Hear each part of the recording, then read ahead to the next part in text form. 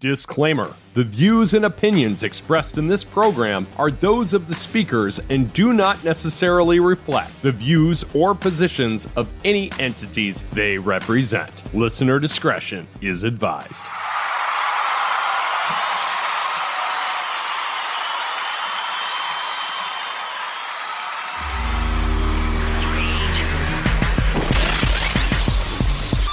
Only 3 years after forming, the high-energy St. Louis band Story of the Year saw their first piece of commercial success in their major label debut album, Page Avenue. Until the Day I Die, anthem of our dying day, you know the songs. 5 albums and nearly 20-year-long history, and this band is still rocking, arguably bigger and better than ever. They just happen to be one of my most favorite bands of all time, and I have the distinct privilege of having Adam Russell from Story of the Year on the podcast today. We're going to talk a little bit about where the band's been, where they're going, and his podcast, a Star Wars themed podcast called Thank the Maker, and what it means to connect with people musically and socially in the world we live in today. Ladies and gentlemen, this is Caught on the Mic.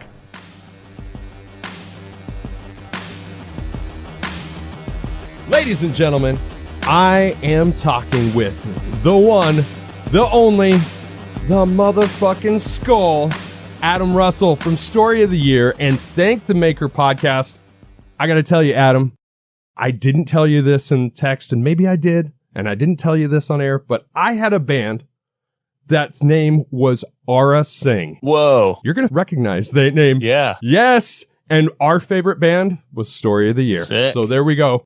Full circle, brother. Nice. Very nice. Thanks for being here, man. Good to be here. Yeah, thanks for having me. I'm excited for the new material, like super pumped up. Every time I'm in the gym, I'm either listening to the Page Avenue Crew podcast or I'm listening to Wolves on repeat. I don't know what it is about that album start to finish, but it gets my ass moving and I love it. It's great, dude. It's right up there with Page Avenue for me. And I have a special kind of perspective on that album because I wasn't in the band at the time. So I got to listen to my own band's new music. Yeah. Completely cold, just like a fan. So it has a special place in my heart as well. In the Wake has always been kind of like, that was the pivotal moment for me as a Story of the Year fan. Like, I loved Page Avenue, but when In the Wake came out, it seemed like it was, this is who this band really is.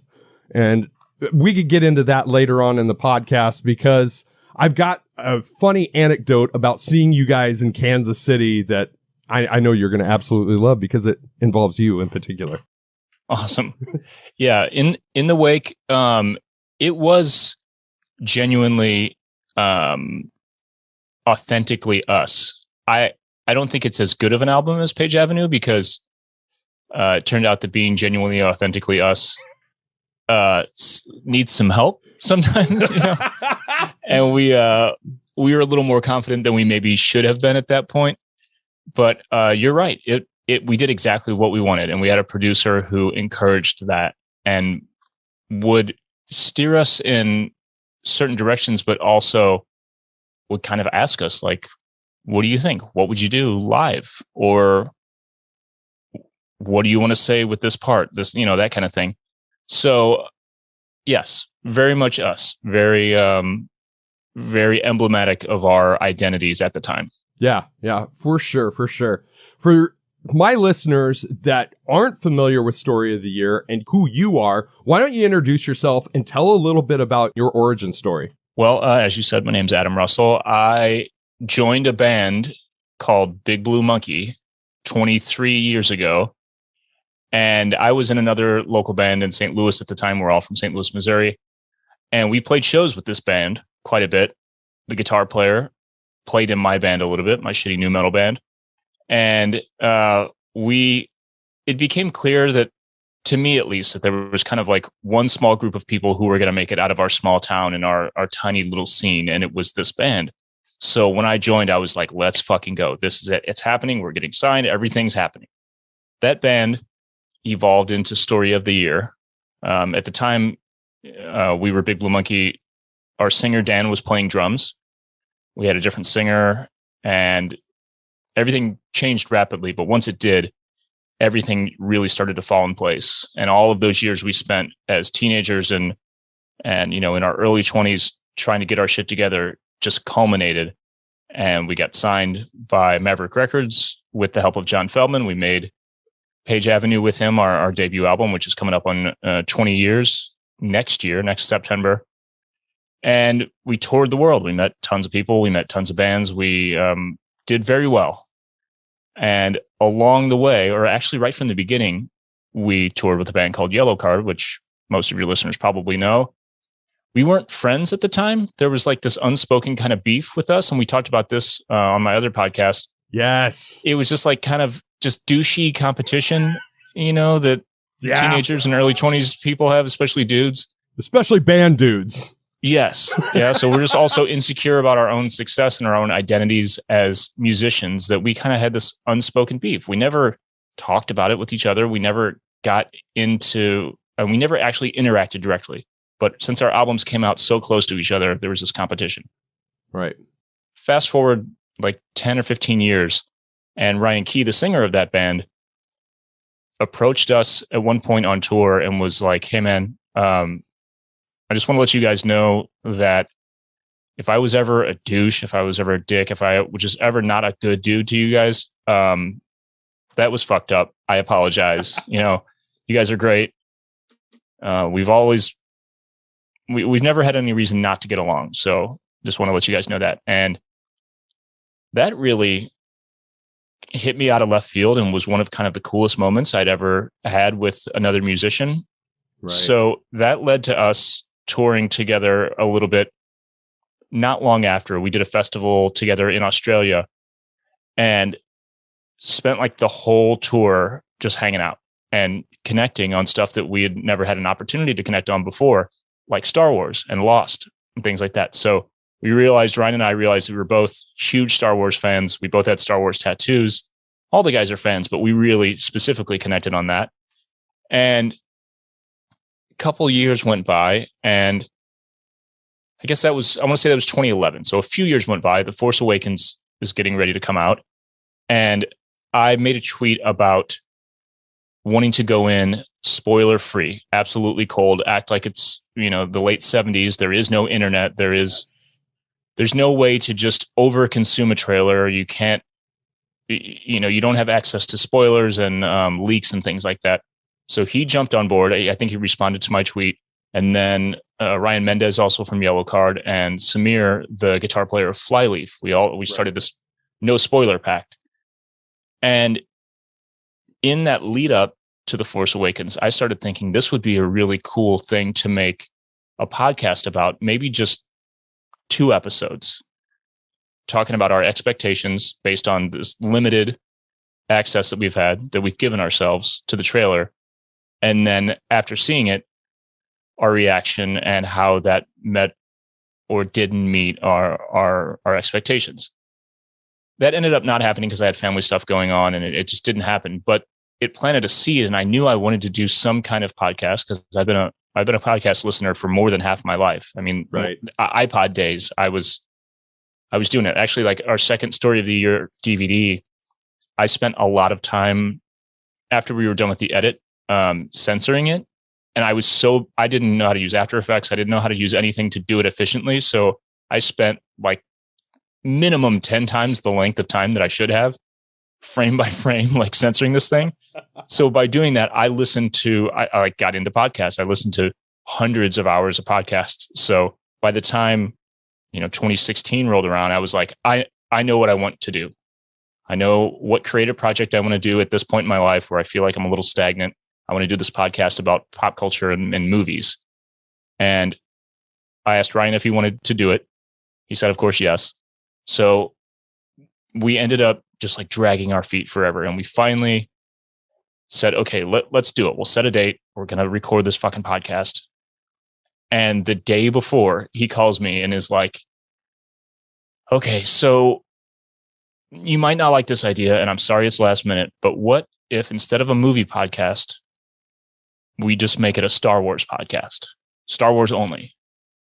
And I was like, okay, I mean, that would be cool. I love Star Wars. Obviously, it's my favorite shit in the world, but what do we do after 11 episodes or whatever, after we cover all the movies, like we're not big into expanded universe or whatever, whatever it became known at that time. Are we going to run out of shit to talk about? And he's like, man, Disney bought Star Wars. We're not going to stop getting new Star Wars. I think we can do it. Let's just go for it. And if we have to start reading all the books and all the comics and doing that, that's just fun. Let's just do it. So I said, fuck it, let's go. And the next day we recorded the first episode. Yeah. We then sat on it for a full year though. Oh shit. Yeah. Almost a full year. Like I would edit and I'd be like, man, that needs something else. And I'd kind of cut and I'd rearrange. And it just took me forever to discover, kind of like unearth what our format was going to be. Sure. We re-recorded probably another full hour of stuff after I finally got it kind of whittled down. And I had my editing hat back on from making Story of the Year DVDs and documentaries and all that kind of stuff. So we re-recorded, we got it, and we finally said, okay, here's what it is. We launched the thing in February of 2020, right when the pandemic was about to hit. And it inadvertently became my pandemic project. Yeah. And then we were in LA or in Anaheim the week before lockdown started, basically at Disneyland at Galaxy's Edge. And we stopped by Nick Gambarian's house and recorded an episode with him. I met him for the first time then. Ryan had known him casually from touring, but it ended up being a really good, like, instant connection. And as we left in the car, I remember saying to Ryan, I remember kind of looking at him and I was like, Nick's pretty cool, dude. Like, he might make a good third if we wanted to do that. And Ryan's like, fuck it. Should we do that? Yeah. Okay.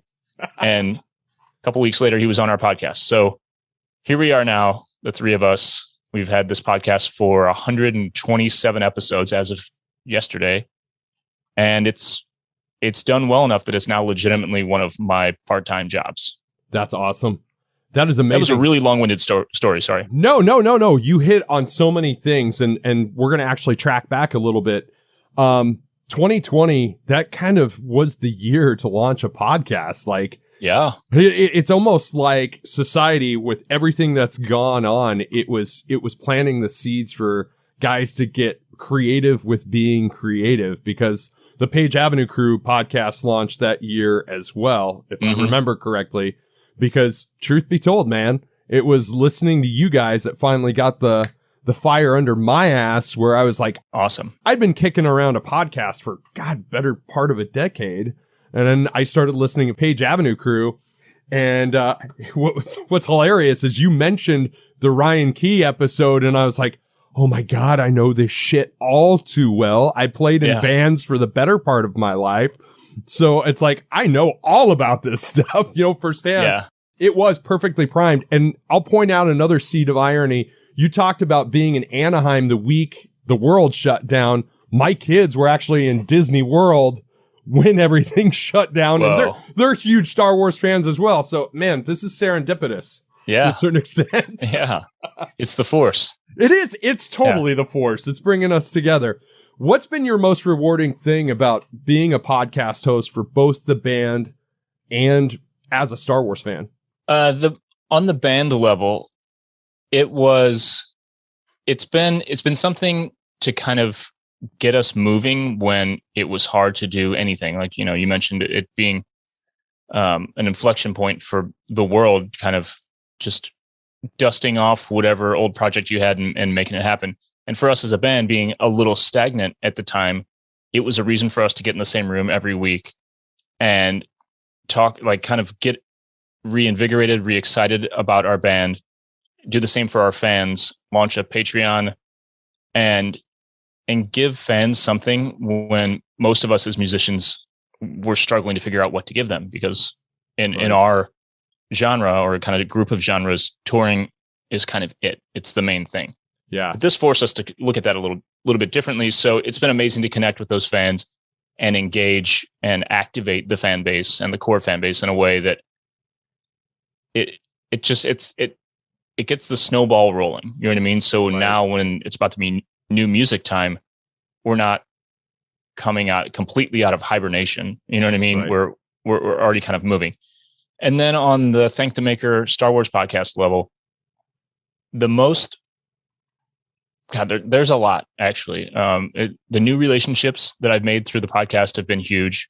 Mike Forrester from Hondo Supply, who's now basically the fourth host. Right. He's a dude that I met. You may have heard this on one of the previous episodes. We met because he came to a Story of the Year show with a friend. I don't know, almost 18 years ago, probably. He was still in high school. And I have this tattoo here. Sorry, this is a long-winded story, but I have this tattoo with the symbol from this retreat I went on in high school. I went to Catholic high school, so there's this thing called Kairos, and it's got this, it's like kind of cross thing. I'm not religious at all, but it was a great experience with some friends, so I have good memories. So I have that tattoo, and he saw it. It's like, dude, that cross, I know that cross. I went to Catholic high school as well, blah, blah, blah. And I was like, oh, that's tight. You should come hang.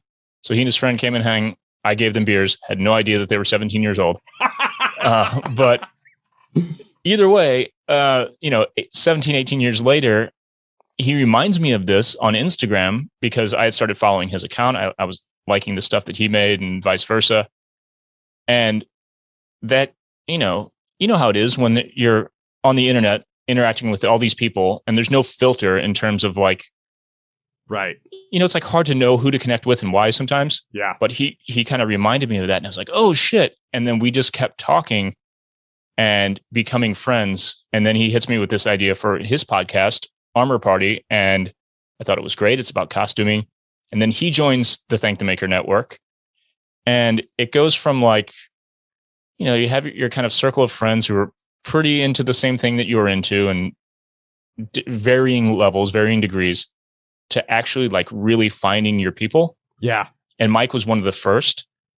Yep. And then we met through trying to go to the Galactic Star Cruiser at Galaxy's Edge in Florida, the hotel experience, travel agent and some other friends who then started another podcast, Princess and Scoundrel, that's now part of the network. And that new community, that new friend group that we created that also has this listener community and our patrons and everything is, like I said, finding my people. It's so fulfilling on that level. And to get messages and feedback from listeners about how the podcast got them through the pandemic or got them through a hard time or helped them enjoy Star Wars more or help them find other people that experience Star Wars in the same way and are all about positivity and love for this universe that we all kind of live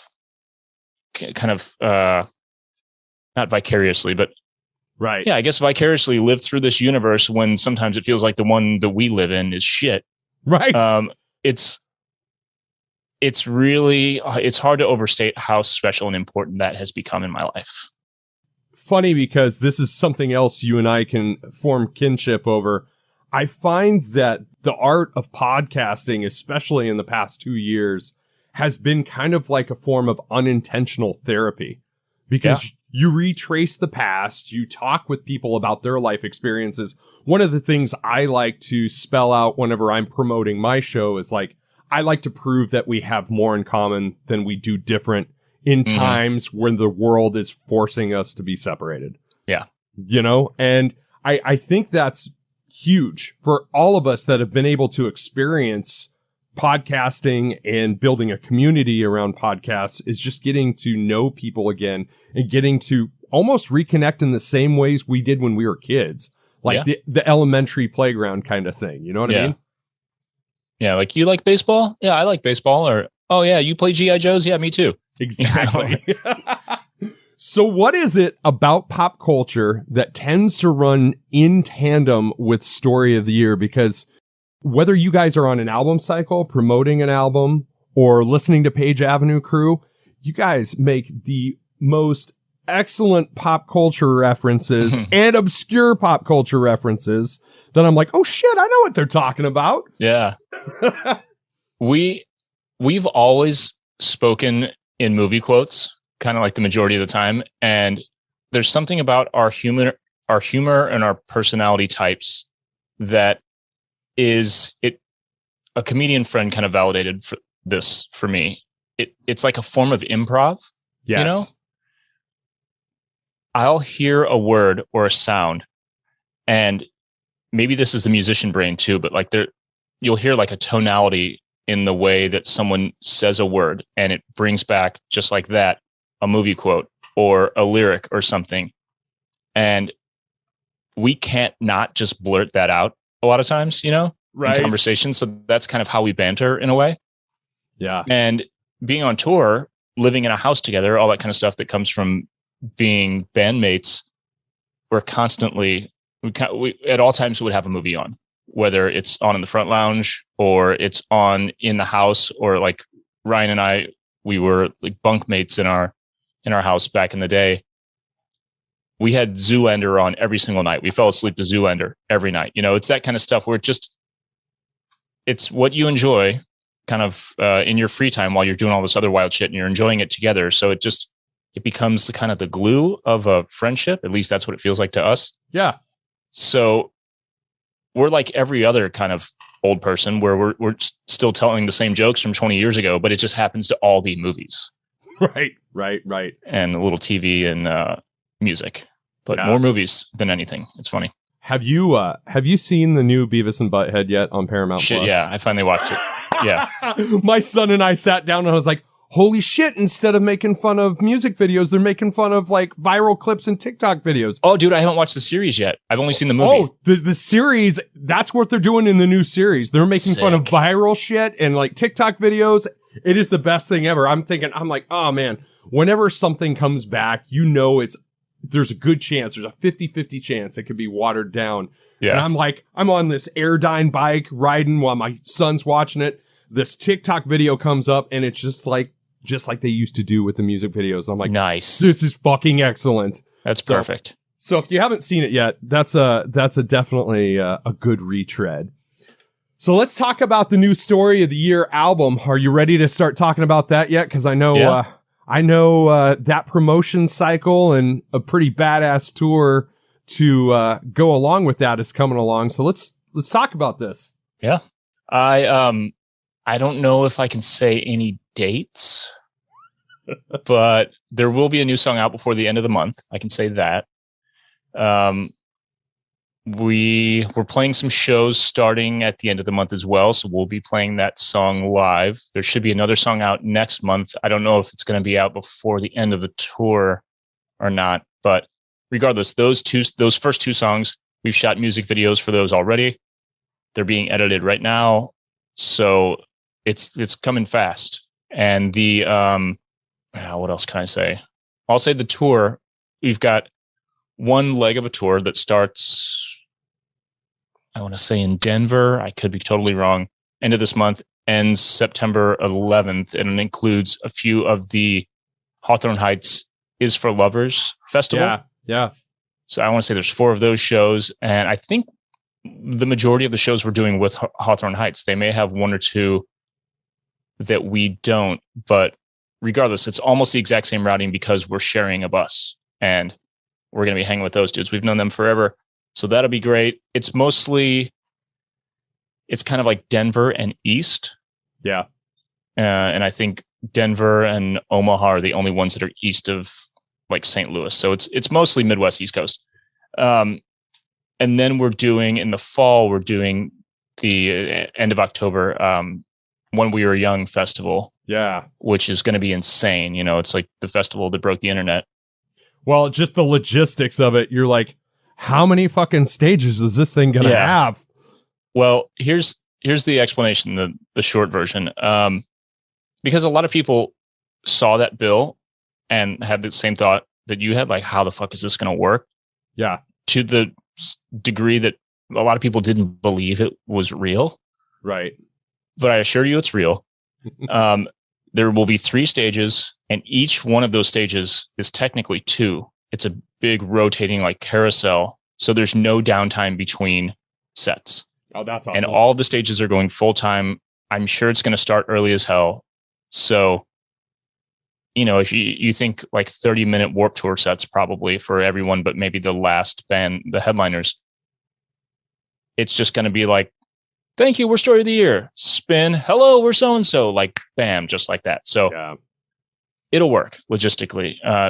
It is going to be gnarly, though, trying to see everybody you want to. But I've heard that they've kind of grouped the bands in they're not like specific genre stages, but I think they've grouped them intelligently. They're not just kind of throwing the lineup randomly. So it'll work. And the people that are putting it on have been doing festivals for years. They've been involved in Warped Tour and Taste of Chaos and all that kind of stuff. So it'll be good.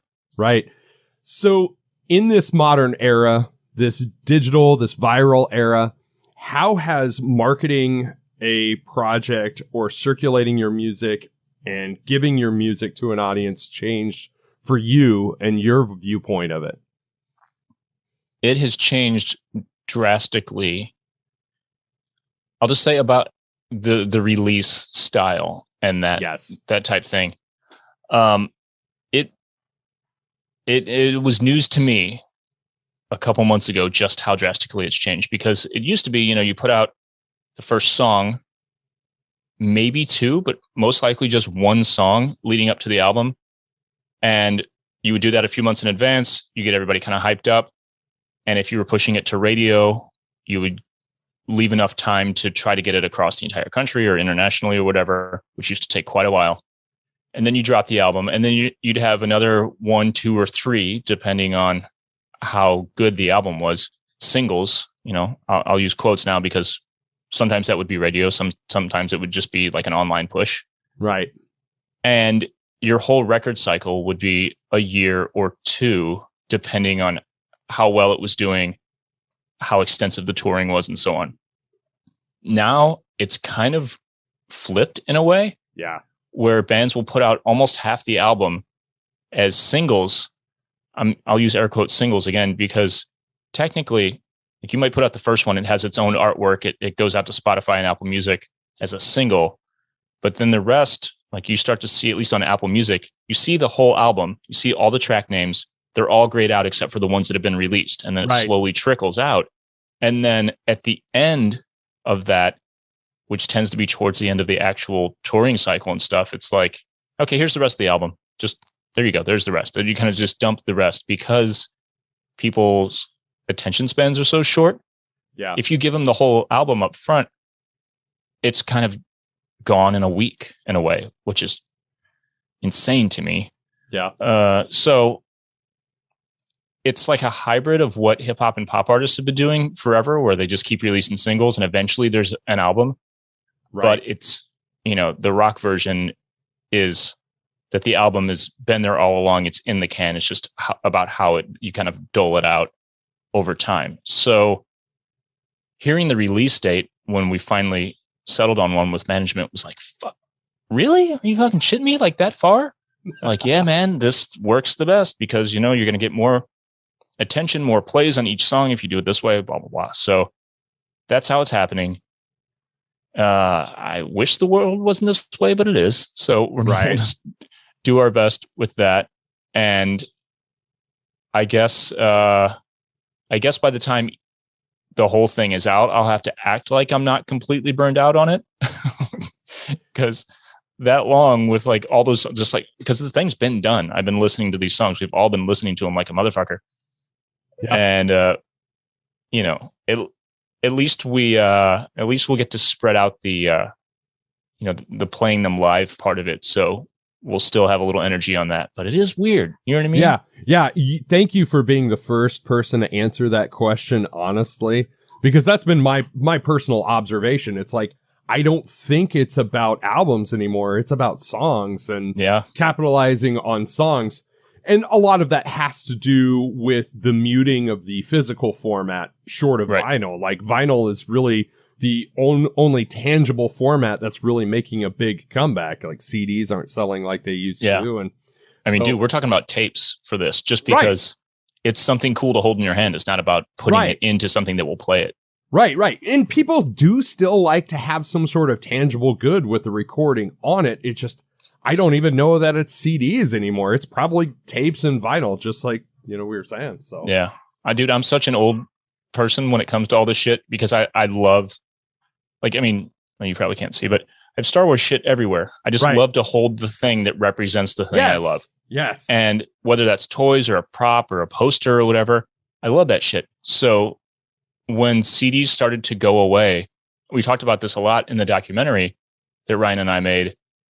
What is the product now? What's the thing you actually sell? Because,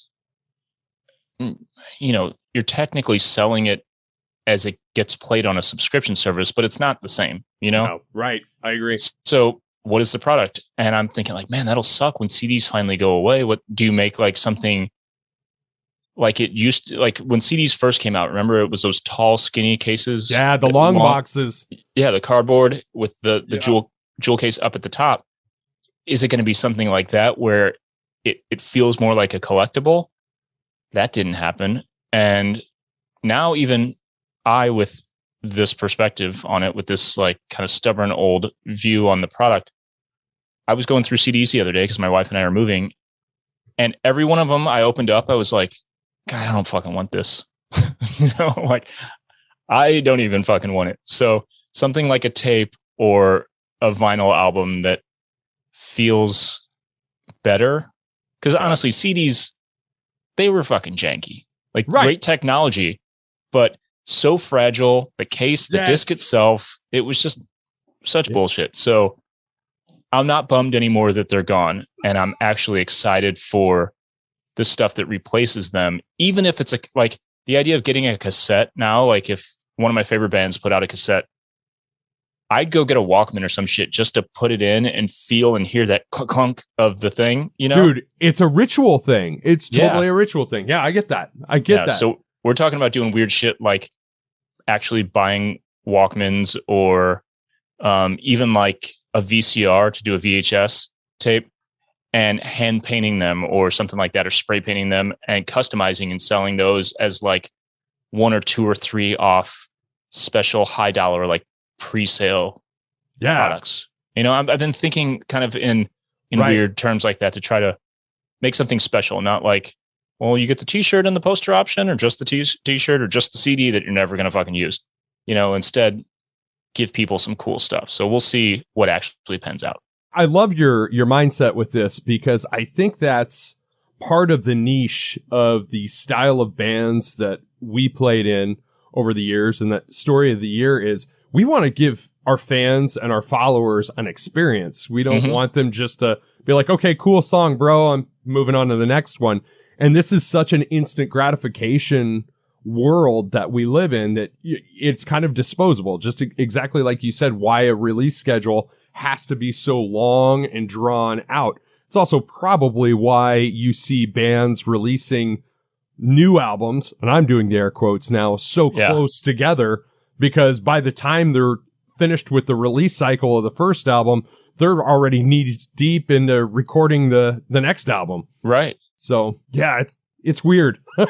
We're already talking about writing new stuff. Ryan never stops writing ever. So we're fully in that mindset. We want to keep it moving, because we also don't want to go another 6 years without an album. Right. Prior to that, it was 7, 8 years or something. And that's insane. Yeah. And making music is so much fun. Why not just keep it moving, keep doing it? One of my favorite things about Story of the Year is that your live shows are an experience. They've always been an experience. Is that a part of your influences from the St. Louis area? Because I'm going somewhere with this, so. A little bit. I mean, the bar was high for us in St. Louis because there's a band called The Urge. That's where I was going with that. And they were, dude, still to this day, they're phenomenal live. And they're not, it's not like they're crazy bonkers, like flip out energetic live, but they do have a lot of energy and they have a lot of band members. So that, they're from that they're kind of from the ska revival 90s scene, right? But with more rock. So there's that like ska punk kind of vibe, and they sound so good live too. So we always looked up to them. Yep. But just adjacent to them, like in terms of energy and the dynamics of a show and how you come out, how you build your set, Goldfinger was one of the biggest influences on us. Yes. And touring with them early on when Feldman brought us out and was just kind of trying to get a feel for our band and decide whether he wanted to work with us. We would, after every show, kind of analyze our set, look at Goldfinger's set, talk about the sequence, talk about the kind of the dynamics and the speed with which we would go from one song to another, how we would build breaks and everything. So heavily influenced by them. And then we took a lot of cues from like some 80s hair metal bands. Yes. Like we would watch these old Poison videos and see them doing like somersaults, and they had weird slides and shit on their stage.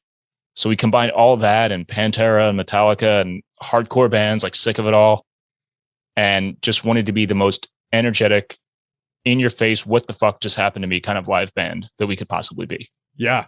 Yeah. It's funny. You can't talk to a musician our age that came up when we did, that saw the Urge, that doesn't cite the Urge as a live show influence, or cite Goldfinger as a live show influence.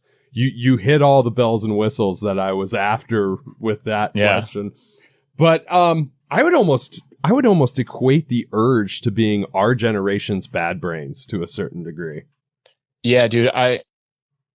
I don't know what their influence was outside of the Midwest. Yeah. In terms of like, you know, they had a pretty big single on the second album, but they definitely never got the widespread fandom that I think they deserved. Agreed. Yep. So like there's only one other band that I've ever met outside of St. Louis that knew the Urge and knew them well. It was a band called Monty R.I. Yes. That we toured with, and they were kind of a ska mashup sort of band. They were in like the ska punk emo overlap, you know, being several years later, and they were big fans. So it's rare, but when, like you said, when you do meet somebody that has seen them, you get it. Like you just, and they're a weird band too. Like they're such a strange combination that I think they, you know, once the 90s kind of ended, it was tough for them. You know what I mean? Because music was so varied and weird and experimental in the 90s that you could do anything and people were like, damn, that's interesting. But that kind of got distilled down to something a little dumber later. There's a great documentary, and I actually had the documentarian Taylor Morden on the podcast not too long ago. He made a documentary called Pick It Up, Ska in the 90s. And the guys from the Mad Caddies actually talk about when nu metal hit, how everybody's like, oh, ska sucks. It was like 6 months. It was a 6-month period of time. There's some great folklore. I've had Steve from the Urge on the podcast before. I love that guy. He has spent a lot of time up here in Nebraska, and he wouldn't confirm or deny it, but there is some folklore about 1998 when the second Urge album dropped. They had the opportunity to play on K-Rock's Weenie Roast. Mm-hmm. But there was a big airport music festival in Des Moines, Iowa that really wanted the Urge to headline. And this was the same year that Slipknot got signed. The Urge did that show instead of the K-Rock Weenie Roast. So it's like, oh, fuck, man. What would have happened if they would have done the K-Rock show? Yeah, because they probably got paid more, you know, headlining that festival. And they probably needed the money at the time. You know, they were probably touring their asses off in a van forever. And they're like, fuck, we'll take this big ass guarantee. But if they would have done Weenie Roast, they would have gotten spun all over the place on K-Rock, at least for, you know, the month leading up to it. They could, they could still be full-time musicians right now. Right. I asked Steve about that. He goes, I don't remember about that. And I'm like, okay, just wondering. Yeah. Back in the day, I used to run with the guys that ran around with the Slipknot guys. Yeah. One of the shows, I played in a ska band, and God, it was very short-lived. But one of the last shows the ska band played was one of the last shows Slipknot played before they went and recorded with Ross Robinson for that first album. So just a weird thing, you know? Yeah. I love ska and reggae and shit like that. And like you said, it did get shit on and kind of, the world kind of turned on it as a genre, which is fucked up because there are so many things that are ska adjacent or that came out of ska or overlapped that are great, like that are amazing, you know? And bands who were straight up ska bands in the beginning that went on to become some other version of themselves that was much more mainstream, like No Doubt. Yeah. One of my favorite bands of all time. I have a No Doubt tattoo. That's awesome. They're a ska band, or at least they were, as much as anyone else, but I guess because they transcended it, they didn't get shit on, and they survived the ska apocalypse. Yeah. Good term. So I talked about the show at the start of this podcast. I talked about the Story of the Year show I went to in 2005. It was in Kansas City. It was you guys, Anne Berlin, Funeral for a Friend. It was fucking dope. Sick. My buddy Doug, he is like, I gotta do the meet and greet. And he had his sleeves pulled up, and he's got that Empire Strikes Back scene, the Luke and Vader face-off tattooed on his arm. You Sick. saw it, and you're like, dude, that fucking tattoo's awesome. You rip off your shirt. You had to show him the dueling X-Wing fighters. Yeah. And I'm standing back, and I'm like, what the fuck is going on here? So that was my anecdote. That was my story. But the thing I remember about that show the most is how you guys opened that tour. Because you talked about the 80s influence, and you guys did the best medley of 80s tunes, followed, preceding with the Star Wars theme. So sick. Such a great show, man. Thanks, dude. But yeah, I don't remember what our medley was at that time. I know there was some Boston in there. Sweet Child was one. Sweet Child of Mine, yeah. So it was More Than a Feeling, Sweet Child of Mine, and maybe, I don't know what else. But yeah, we used to love that. Well, lately we've been doing, the past several years, we've been doing an emo medley, because as emo has become like, the new classic rock, it feels good to go out there and do a medley of friends that we've toured with and have a little like mini emo night, before the last few songs. It's pretty sick. That's awesome. And like Dan's been DJing a bunch of the emo nights, hasn't he? Yeah. It's a crazy, awesome phenomenon. And the thing I keep saying is, because people are like, this is fucking weird. When people really see what emo night is, see people out there acting like they're at an actual show, but it's just a DJ up there, just right, pressing next on the thing and singing along. I've made the point that emo is, I think, going to be a longer lasting genre, I hope at least, than some of the other scenes that blew up and went mainstream, like hair metal or like grunge. Because let's face it, people are always going to be sad. So emo music, it is like punk in a way, where it's not just about a specific sound. It's about the lyrics. It's about the message and the vibe. And I think that's why, like Papa Roach, Last Resort was started to get played at emo night, kind of ironically. It was kind of a tongue-in-cheek thing, but it made so much sense because those are some fucking emo lyrics. Yeah, they are. Yeah. And even though it preceded like mainstream emo by several years, it fit in that way. So it just kept getting played, and people stopped kind of singing it ironically and started to really embrace it, to the point that Jacoby actually showed up at an emo night several months ago. And that's when it all made sense to me. Yeah.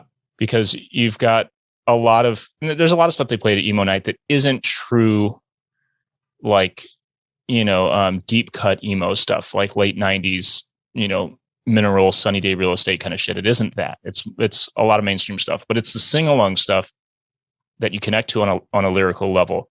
So I feel like there's more longevity here. We're not just like getting back out on the road because we need to take advantage of a trend that's back before it's dead. Like I think emo as like a I don't want to say a lifestyle, but as like just a vibe it has a lot of legs, Yeah, I agree with that. I agree. And it doesn't have to just be sad. Like, it can make you feel a range of emotions. Yeah. Like, one of my favorite things to listen to, I mean, again, kind of jerking the story of the year hog here is I love listening to Sleep off of In the Wake. Oh, wow. I love that. That is my cool down song when I'm done working out. I love listening to that. And that doesn't make me feel sad. It's like it actually chills me out a little bit. Yeah. And I was talking to a buddy the other day, and we were actually discussing this exact topic, and he was talking about how, and not a diss on grunge, but how the grunge era will never really have like that renaissance that people will get uber nostalgic about. And I said to him, I go, not to be blunt or disrespectful, but probably because all the big grunge singers are pretty much dead short of Eddie Vedder at this point. So I understand why hair metal has had that nostalgia return. And I really do think it's going to jump to the emo bands, but I don't necessarily think it's just nostalgia. I think it's just because it's damn good music. Yeah. And it's all, whether or not it's consciously designed, it's all designed to connect on an emotional level. Yes. And it's about all of the stardom and fandom that emo front, lead singers especially have gained comes from that connection, whether it's direct with the fans and actually vocalizing it or just expressing themselves through those lyrics and through the vocals. And it's much more relatable, I think, especially in the 80s. It was a much different vibe. It was kind of, you're holding an artist on a pedestal in a way that it's like there was no connection other than, like the backstage groupie connection. You know what I mean? It was about look at me and look at what I'm doing. Right. And then grunge was very much like, I'm doing this. If my band gets big, I'm selling out. It was a whole different vibe. It was very awkward and very weird. Right. Even as artistic as it was. But emo is, I think it kind of gives people everything that they want and need out of music. Yes. And out of a relationship with an artist. So again, I think it has more longevity, and that's cool for me. Cool for musicians that get to keep doing it. If you don't well up a little bit every time that opening piano bit of Welcome to the Black Parade starts, oh yeah, you're dead on the inside. Yeah. So, Adam, what is your advice for making the world a better place right now with everything we're dealing with? Oh, Jesus. That's my favorite question. That's usually my closer. It's like, all right, this is your prolific statement time, brother. I would say you have to engage. We all have to engage. It doesn't matter how worn out you are, because we all are. We can't just coast. We can't just let things just glide along down the slippery slope to shit, because that's what the larger they want us to do. You have to stand up and fight and be vocal. And yes, it's tiring. Yes, it becomes noise in your social media feed, but that doesn't mean you can just sit back and act like it's not all happening. Right. So whatever your cause is, just engage and do it with your community, do it with other people, engage in ways that actually create relationships and not tear them down. Yes, you need to be loud sometimes. Yes, there's some days when I'm like, peace, brother, and some days when I'm like, fuck you, I won't do what you tell me, Yeah. But regardless, you have to continue to engage and be part of your community, like I said. And when you do that, you find, whether it's through like volunteering or protesting or donating or anything, it's such a more fulfilling, more uplifting experience than buying everything that you want, living in the house you want, driving the car you want. Those human experiences, those human connections and interactions, our brains are evolved to thrive on those things. Right. it's natural to make those connections. And those, like, we're a social species. We're social primates. So just get out there and do it. Open your mouth and don't give up. Have hope. Yes. I love this shit. I love it. And then make all the dick and fart jokes you can, because everybody needs to laugh. Yeah. Right? Dick and fart jokes always land. You know? Yeah, dude. I mean, just so you know, you're episode number 69, and you don't think I'm going to make a dick and fart joke about that. Fucking, you're kidding yourself. Brother, where... A dick and a fart at the same time. God, man, you end up with pink eye with that shit. Yeah. But where can everybody find you online, and plug your stuff? Yeah. My stuff is at Adam the Skull on Twitter and Instagram. The Star Wars podcast is Thank the Maker. It's available everywhere you get podcasts. We are at Thank the Maker Pod on Instagram and TikTok. We're at Thank the Maker on Twitter. Story of the Year is at Story of the Year on, I was about to say everything, but just Twitter and Instagram. We're trying to make the TikTok thing happen, but we're old as shit, so that's taking a minute. For right now, it's at Story of the Year PAC, Page Avenue Crew. And then the Page Avenue Crew podcast, you get that wherever you get your podcasts. New episode every Friday.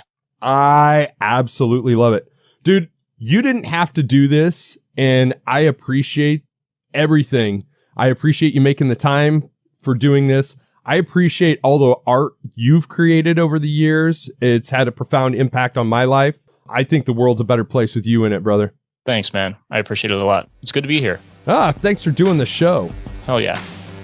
In the words of Lenny Pepperbottom from Nature Walk, that was pretty neat.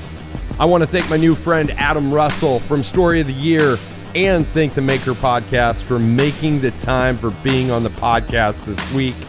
He's been a busy guy. They've just filmed a few videos for the new Story of the Year album. News on that coming very soon. So make sure you follow Story of the Year on all forms of social media and keep an eye on all the streaming platforms, because new music will be dropping soon. If you have not listened to any of their other releases than Page Avenue, do yourself a favor. Go back and listen to them all. You will understand why they are one of my most favorite bands of all time.